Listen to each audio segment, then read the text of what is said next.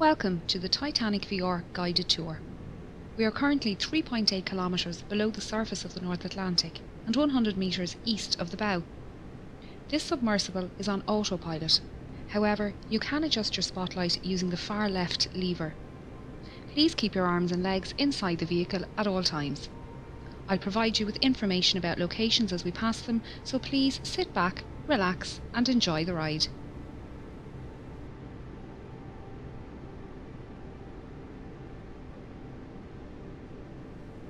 The RMS Titanic was the second White Star Line Olympic-class ocean liner, the first being RMS Olympic and the third being HMHS Britannic. She was 269 metres long, 28 metres wide and 72 metres tall from the bottom of her keel to the top of her masts. At 46,328 tonnes, she was the largest ship built at the time, being only slightly bigger than Olympic. Olympic and Titanic were the 400th and 401st hulls laid by shipbuilders Harland and Wolff in their Belfast shipyard in Northern Ireland. The two ships were built side by side, with work on the Olympic begun first. Everything on RMS Titanic was massive. This centre anchor was at the time the largest anchor forged by hand and weighed in at over 15 tonnes. The centre anchor and the two bower anchors were made by Noah Hingley and Sons in their workshop in Dudley, England. The anchors were transported to Belfast by horse, train and ship before being installed. It took 3 years to construct Titanic, but by the 2nd of April 1912, Titanic was completed and taken out to the Irish Sea for her trials. She was certified as seaworthy by the British Board of Trade and ready for her maiden voyage. She would be servicing the transatlantic route, a journey from Southampton, England to New York, USA, with stops at Cherbourg, France and Queenstown, Ireland. RMS Titanic carried mail and cargo as well as passengers. She had 6 cargo hatches with numbers 1, 2 and 3 forward and 4, 5 and 6 aft. On our left is the number 1 hatch, the access point for the forwardmost cargo hold. The hatch cover can be found lying about 100 metres in front of the bow.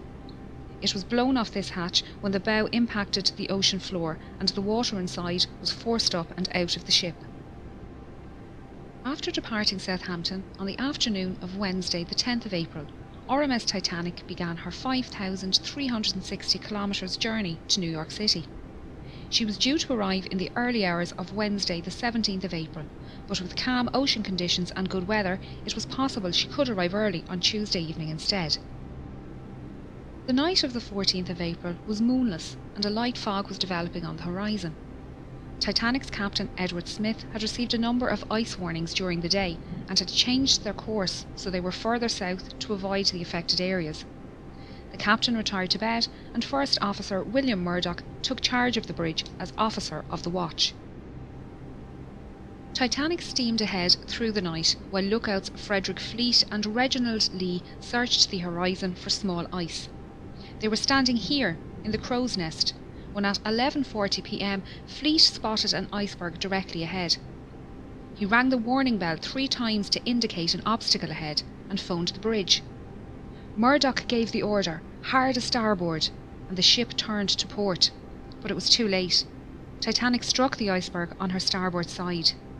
The impact buckled hull plates and sheared rivets, revealing her 6 compartments to the ocean. You can see here the remains of the crow's nest platform and the mounting bracket for the bell above the access hole. The bell and telephone can be found lying in the debris field. The lookouts would climb up a ladder on the inside of this mast to reach the crow's nest. Both Lee and Fleet didn't believe Titanic had struck the iceberg hard and thought it was just a close shave. They didn't realise the seriousness of the situation until they arrived on the boat deck and were ordered into lifeboats.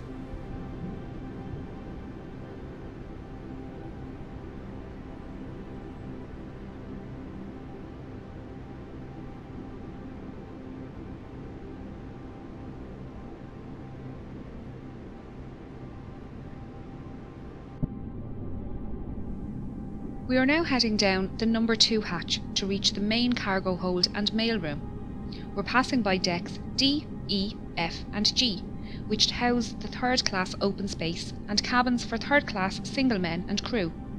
Third-class single women and families were accommodated in the stern. The D-deck open space was a large sheltered area with bench seats, small tables and a bar. Steerage passengers used this space to walk, socialise and to listen to music. They were expected to create their own entertainment, and some passengers brought their instruments with them on the journey. The third-class passengers held a dance party here on the night of the sinking. The crew staying in this section were mostly firemen, trimmers and greasers. These crewmen worked in the hot and dirty boiler and engine rooms, shovelling coal and greasing machinery. Because of this, they had their own special wash areas and slept in rooms away from passengers. They accessed their work areas through a passageway under the cargo hold below. Titanic contained 15 bulkheads, thick walls that separate her lower decks into 16 watertight compartments. It was a new design technique that meant Titanic could stay afloat with up to 4 of her compartments damaged, and led to her being considered unsinkable. Unfortunately, the collision with the iceberg opened 6 compartments. Within the first 15 minutes, this cargo hold was underwater, and the third-class accommodation on G-deck above was starting to fill with water. This hold was used to store cargo for passengers and businesses being transported across the Atlantic. Among the crates of fabrics, furniture and food products, there were also a few unusual items, including orchids, dragon's blood, barrels of mercury and a brand new Renault automobile.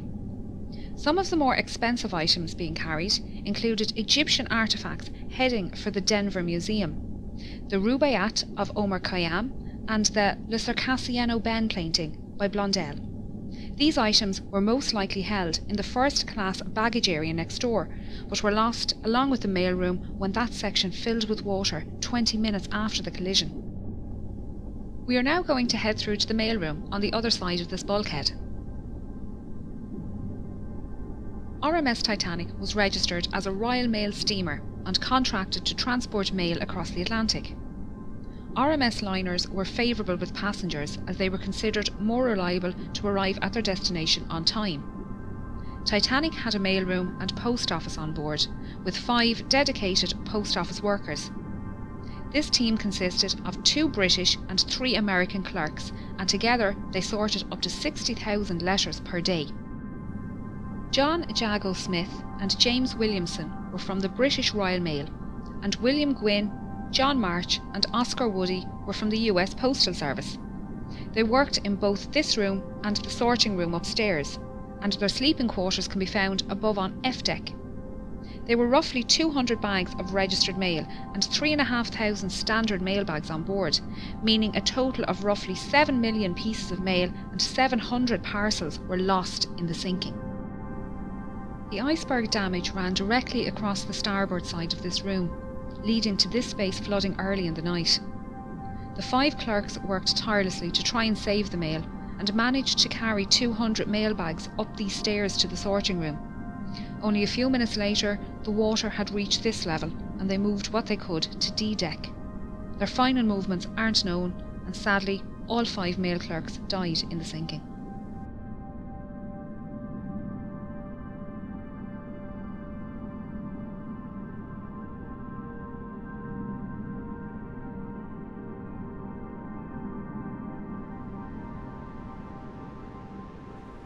As the iceberg slid down the side of the ship, Murdoch ordered a hard aport, swinging Titanic's stern out of the path of the iceberg.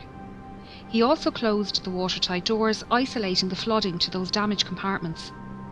The forward 3 hatches, along with the peak tank and boiler rooms 5 and 6, were breached. The openings were long and thin, where the iron plating had separated and exposed a total area of little over 1 metre squared. After the collision, RMS Titanic stopped and almost immediately took a starboard list. The captain organised a group to go below and inspect the ship for damage. When they returned, Chief Designer Thomas Andrews was summoned to the bridge and given the damage report. Knowing the volume of each breached compartment and the initial rate of flooding, he calculated Titanic would sink within 60 to 90 minutes. The captain gave the order for the lifeboats to be prepared. Passengers who were woken by the impact were starting to make their way onto the decks. Many found large chunks of ice here on the forward well deck, and shaved ice falling through open portholes on C deck. Third-class men had an impromptu football match, and first-class passengers joked about keeping pieces of ice as souvenirs for the journey. While exciting, passengers didn't believe they were in any danger, and most returned to their cabins soon after. We're now moving up to the bridge and then over to the Marconi radio room. RMS Titanic was not only luxurious, but also the height of technology at the time. She had a Marconi radio set on board and could send messages to other ships and stations up to 3,200 kilometres away. The fore and aft masts suspended the Marconi twin T-type aerials, 4 cables that transmitted the radio signals across the ocean. The top of this mast rests on the collapsed navigation bridge, where the officer of the watch would stand and direct the ship. The smaller, sheltered room at the back was called the wheelhouse, and it was here the quartermaster stood at the helm and piloted the ship. You can see the outline of the wheelhouse walls on the floor. This telemotor is all that is left of the wheel, and along with the commemorative plaques, serves as a stark reminder of the events of that night. Titanic carried just 20 lifeboats, 4 more than required by the regulations outlined by the British Board of Trade. There were 14 regular wooden lifeboats, 2 smaller cutters and 4 Engelhart collapsible boats. The total capacity of these lifeboats was only 1,178 people, far less than the total on board. This fact must have weighed heavily on the captain's mind, as he specified the boats to be filled with women and children first. Many passengers refused to board lifeboats, believing they would be safer on board Titanic. Just over an hour after the collision, the first lifeboat left the sinking ship. By 2 a.m, only her 4 collapsible lifeboats remained unlaunched. This is davit number 1, the only davit remaining in a standing position on the wreck. It was used by First Officer Murdoch to lower lifeboat 1 and collapsible C, and was in the process of lowering collapsible A when the bridge suddenly ducked under the water at 2:15 a.m. The officers, crew and passengers alike were washed from the decks by the resulting wave, and the lifeboat floated away upright and empty.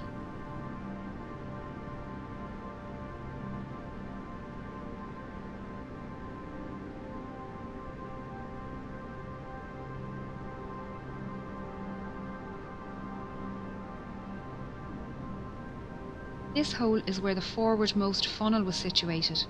As the bow dipped under the surface, the funnel fell forward and crushed the starboard bridge wing and the people swimming in the water nearby. The stern rose out of the water, peaking at an angle of around 15 degrees. This placed stress on Titanic's keel, which buckled and twisted, tearing the ship in half and sending the waterlogged bow plummeting to the ocean floor. The tear wasn't clean, with the decks failing to hold at varying positions. The stern, now rapidly filling with water, bobbed on the surface for a few minutes before slipping under. Those in lifeboats had rowed far away from the ship for fear of being pulled under by the suction as Titanic sank. They were now left to decide whether they remained safe in their boat or try to rescue some of the 1,500 people floating in the freezing water.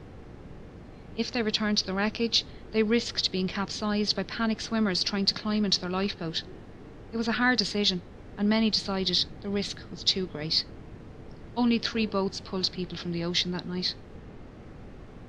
Most people in the water succumbed to hypothermia within 15 to 20 minutes, their life belts keeping them afloat. A few managed to make their way to the unlaunched collapsibles A and B and pulled themselves aboard. Here they waited, in the dark, not knowing how long they would be floating on the open sea. The opening ahead of us is the Marconi room skylight. We're now going to descend into the room to learn about the rescue.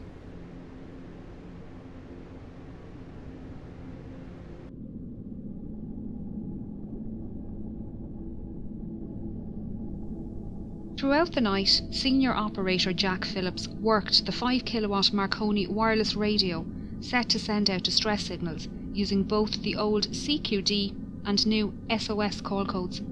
He alerted nearby ships to their position and status and received updates of ship locations and estimated arrival times.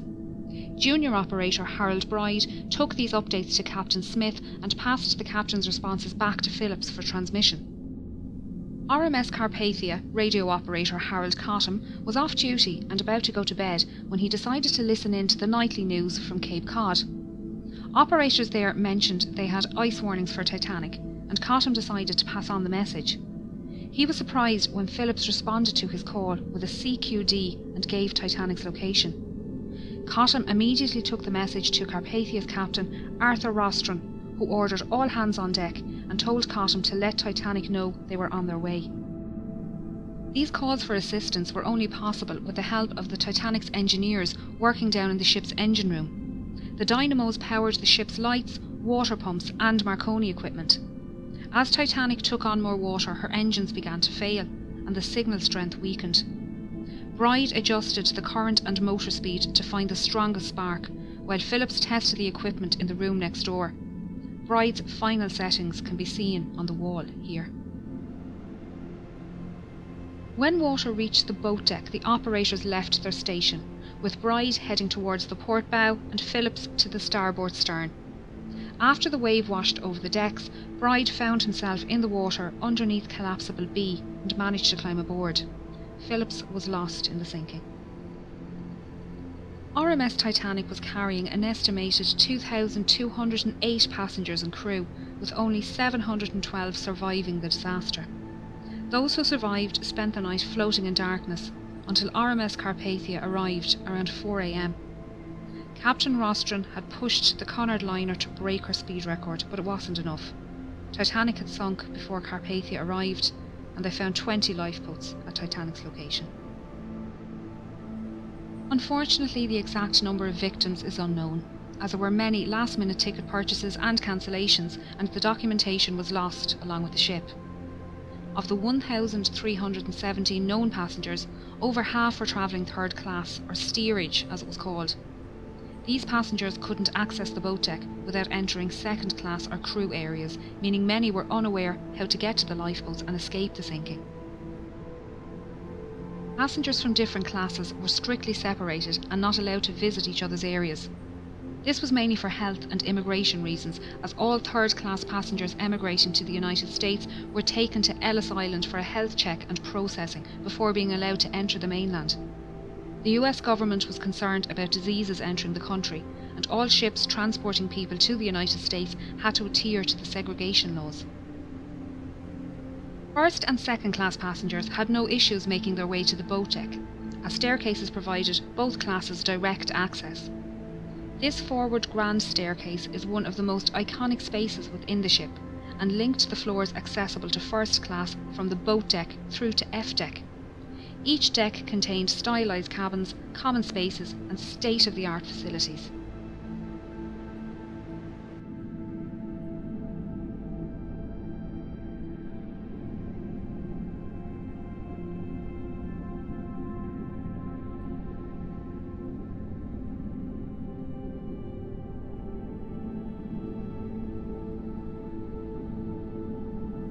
A deck comprised of the first class lounge, promenade, reading room and smoking room. The first class smoking room contained the only functional fireplace on the ship.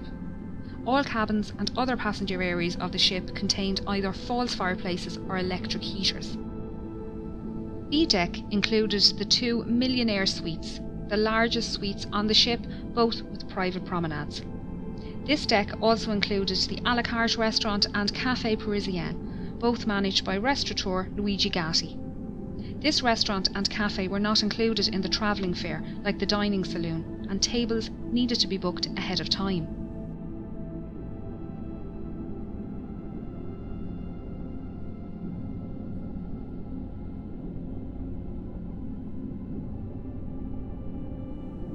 C deck was known as the shelter deck and contained first-class accommodation along with the first-class barber shop, inquiry office and purser's office. It was the highest deck to run the length of the ship uninterrupted. There were 135 first-class cabins and 2 sitting rooms on this deck, able to accommodate up to 315 passengers. Like all other decks on Titanic, there were no room number 13. B deck also contained the second-class library and third-class general and smoking rooms. These were situated in the stern section, currently located 600 metres south of the bow. There were 2 purser's offices on board, one for first class and one for second class. The offices were run by 6 pursers who handled passenger inquiries, cash and valuables in the safe, and issued tickets to the Turkish baths and swimming pool on F deck. First and second class passengers needed to register their arrival at their respective purser's office, and they were given maps of the ship. This office was also the first point of call if first class passengers wished to send telegraph messages using the new wireless technology on board. Chief Purser Hugh McElroy was well known among the first class passengers and crew, having served on White Star liners for 13 years. He often dined alongside passengers in the restaurant. During the cross-channel journey, McElroy kept a canary in his cabin, minding it during its delivery to a friend in Cherbourg. On the night of the accident, he was seen assisting with loading and lowering Lifeboat 9. He helped women enter the boat and spoke with owner Bruce Ismay. He was also seen on deck speaking with Assistant Purser Reginald Barker and surgeons William O'Loughlin and John Simpson. The friends were standing silently watching the last boats being lowered and spoke briefly with Officer Lightoller before shaking hands and saying their goodbyes.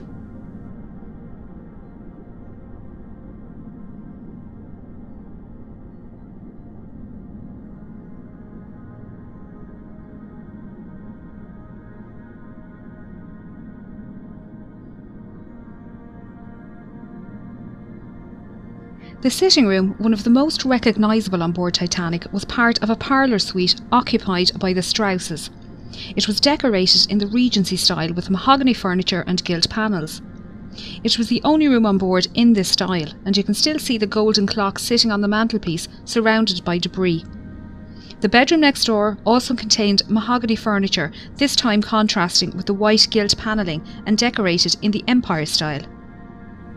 Isidore Strauss was one of the owners of Macy's department store, and he and his wife Ida were returning home to the United States after visiting Europe for the winter. Their adult son Jesse was travelling with his young family from New York towards Europe on board the liner SS America, and their ships crossed paths in the afternoon of the 14th of April. Isidore sent a short message to Jesse that afternoon, noting the fine weather they had experienced. Unfortunately, Jesse wouldn't learn of his parents' fate until some 4 days later. The elderly couple were woken by the slight bump as Titanic struck the iceberg, and made their way up onto the deck after waking their maid and valet. When the time came for Ida to board Lifeboat 8, she entered the lifeboat but then realised her husband would have to stay on board. She stepped back out. Isidore and others tried to convince her to re-enter the boat, but she refused to leave without her husband. Ida helped their maid Ellen Bird into the boat and wrapped her fur coat around Ellen, saying she wouldn't be needing it anymore. Isidore and Ida were last seen sitting in deck chairs on the A-deck promenade holding hands. Isidore's body was recovered from the ocean, but Ida's was never found. The Strausses' parlour suite was just one of many specially designed first-class rooms. The 77 large staterooms were decorated in a range of different period styles. Titanic was designed to be the height of opulence, and the first-class common areas were the most luxurious. She mostly followed Olympic's design, but White Star Line made many changes to Titanic's layout and fixtures due to feedback from Olympic's maiden voyage. Some design changes can be seen on D-deck.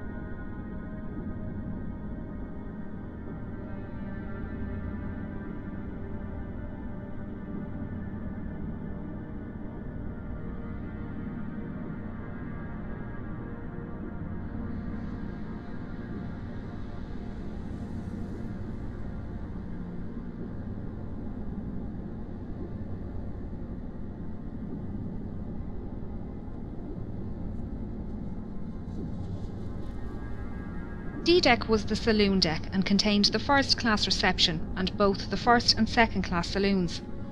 This was also the highest deck to accommodate all three classes. This reception room was possibly the most utilised first class space on the ship.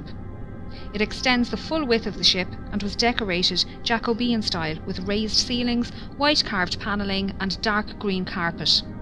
The arched windows on the sides allowed natural lighting during the day and were lit at night by electric lights hidden behind the glass. White wicker furniture with green cushions and potted palms completed the look, keeping the space open.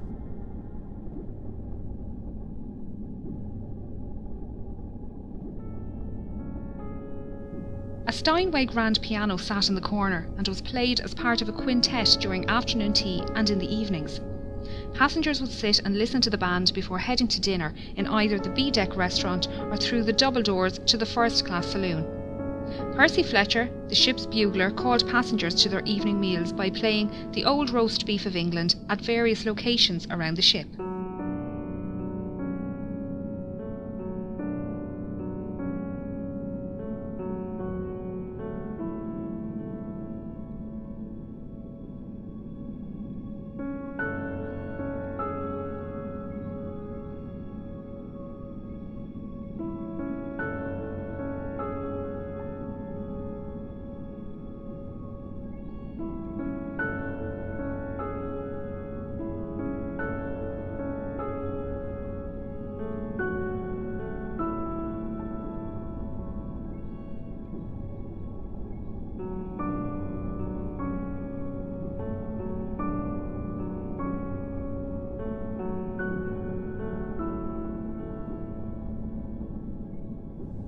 First-class passengers boarded and departed the ship via the gangway doors on either side of this room, or by the gangway doors directly above on B deck. These lobbies were larger on Olympic and extended out into the reception area. During Olympic's maiden voyage, White Star officials noticed crowding in the reception area each night after dinner and decided to extend the reception area on Titanic. They also redesigned the small reception area near the B-deck restaurant to split the crowd and added additional seating in both areas. These three elevators serviced only the first-class passengers and ran from A-deck to E-deck. A fourth elevator was available off the second-class staircase and was the first elevator to be available for second class on any White Star liner. As no photographs exist of Titanic's forward grand staircase or elevators, it was assumed they were exact copies of those found on Olympic. It wasn't until film director James Cameron explored this area with an ROV that it was discovered the intricate design of their grilles is different to that on Olympic. Not a lot of sea life lives at this depth, but since discovering the wreck we've learned quite a bit about the ones that do. So far, 24 species of invertebrates have been discovered around the wreck, including crabs, coral and sea stars. There have also been 4 species of fish found, with the rat-tail or grenadier fish being one of the more common species. They can grow up to 1 metre long and can be found both inside and outside the wreck.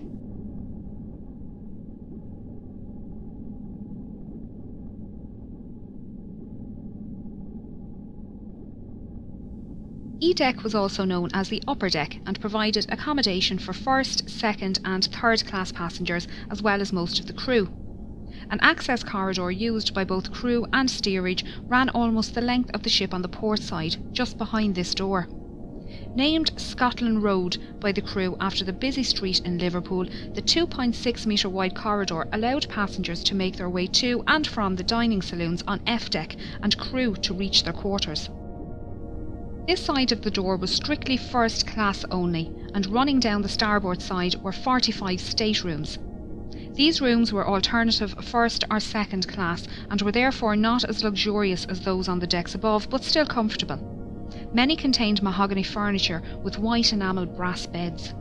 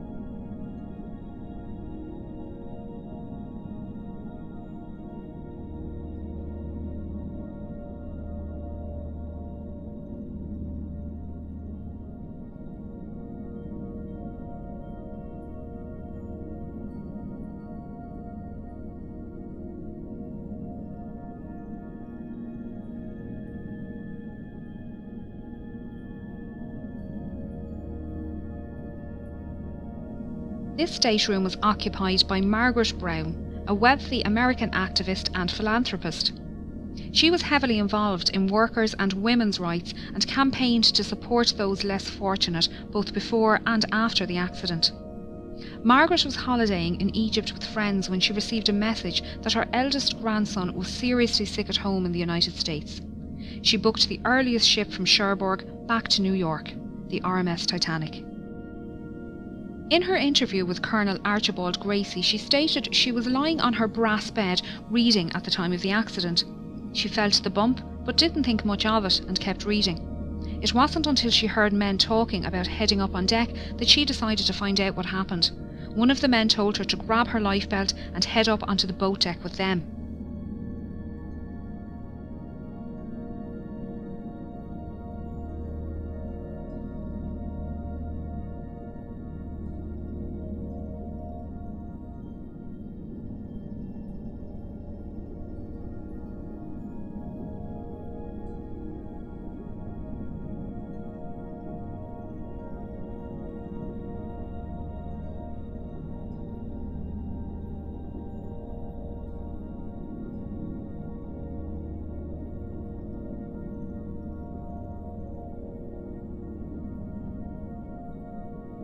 As they made their way up, she saw a group of men manually lowering the F-deck watertight doors from the access points in the floor here, directly outside of her cabin on E-deck. The men were joking around as they worked, so she thought it must only be precautionary. Margaret helped women board lifeboats on the port side of the ship before being persuaded to join Lifeboat 6. She noticed her lifeboat was lacking rowers and organised people to take an oar. She tried to convince the passengers of her lifeboat to head back to the wreck and save those swimming, but was met with opposition from the quartermaster in charge. Once on board RMS Carpathia, she organised a 9-member survivors committee who raised compensation funds for second and third class passengers and paid for passenger telegraph messages. The committee raised over $10,000 in the 4 days' travel to New York, the equivalent of $234,000 in today's money. Margaret, along with 2 other first-class women, organised daily counselling sessions held in the dining saloon, and her fluency in French, German, Italian and Russian helped her console non-English speaking passengers. Margaret's efforts to help others on board both Titanic and Carpathia earned her respect, as did the determination of Carpathia's Captain Rostron. At a ceremony in New York, Titanic survivors presented Captain Rostron with a silver cup and golden medal to thank him for coming to their rescue and for the hospitality shown to them on board Carpathia.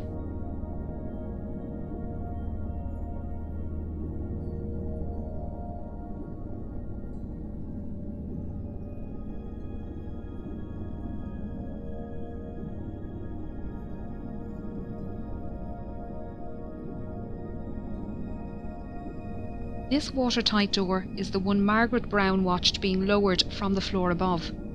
On the other side of the door is the swimming bath and the linen storage rooms.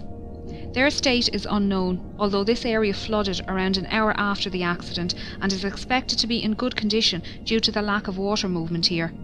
As we can see, the Turkish baths are well preserved.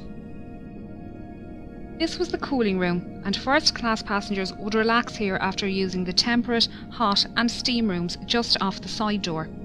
Passengers would change into towels using the change rooms in the starboard corner and store any valuables in the cabinet next to the vestibule. The passenger would then make their way down to the temperate room, where they would sit or lay in the heat for 10 to 15 minutes.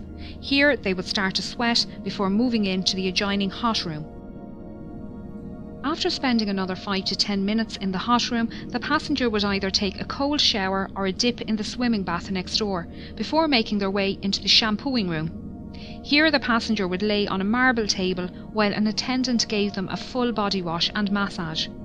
Once dry and wrapped in clean towels, the passenger would make their way back to the cooling room, where they would relax until their body returned to the normal temperature. The Turkish baths is one of the best preserved areas on the ship, with most of the tiles, ceiling lanterns and wooden panelling still in place. The deep location within the wreck leaves it protected from destructive currents, although there is still sea life down here. The rust icicles, or rusticles, hanging from the ceiling are created by iron-eating bacteria. They come in different shapes and are incredibly fragile, disintegrating when touched. Along with the bacteria, fungi, shells, sand, clay and coal can be found within the rusticles.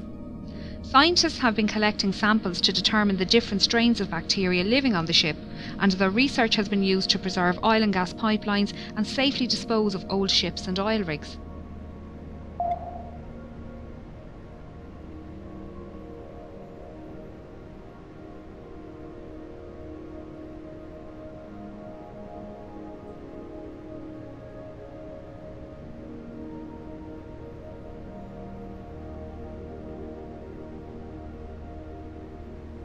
As first-class passengers rose up this staircase and made their way out onto the boat deck, they would have passed the band playing in this alcove next to the entrance.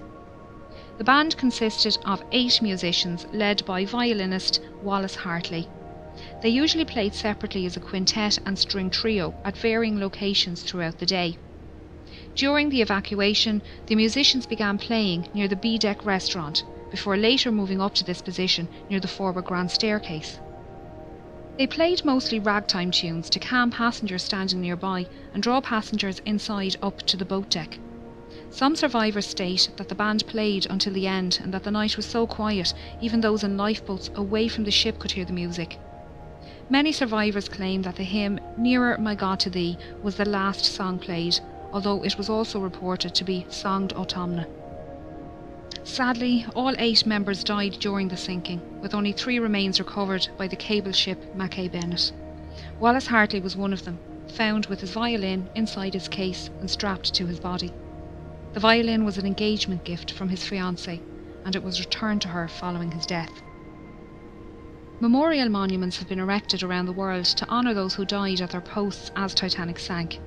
The musicians playing on deck, the passengers who loaded lifeboats and then stood aside, the firemen and engineers keeping the dynamos running.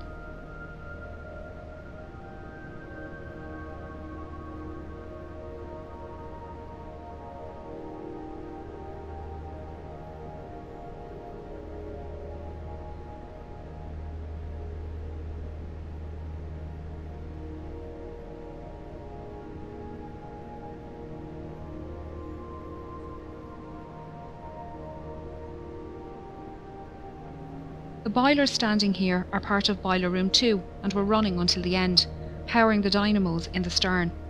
A skeleton crew remained in the electrical engine room, redirecting power and keeping the lights on. This is the point where the keel failed and the massive ship began to tear itself apart. As so much of the ship between the bow and stern sections is scattered in the debris field, it's difficult to piece together the last moments of Titanic. Even those watching it happen couldn't agree, with the inquiries held in both the United States and England producing contradicting accounts. Many expositions to find and raise the wreck were proposed over the years, with the exact location of her wreck being unknown.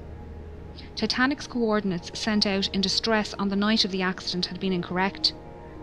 On 1st of September 1985, a Canadian-French team were searching the area when Dr. Robert Ballard came across some small debris. He followed the trail which led him to a boiler and eventually the wreck. His discovery confirmed suspicions that Titanic had in fact split, and there was no hope of raising the wreck as a whole. Scientists and historians have long argued for and against the recovery of artefacts from the site, while agreeing the site should be treated as a mass grave.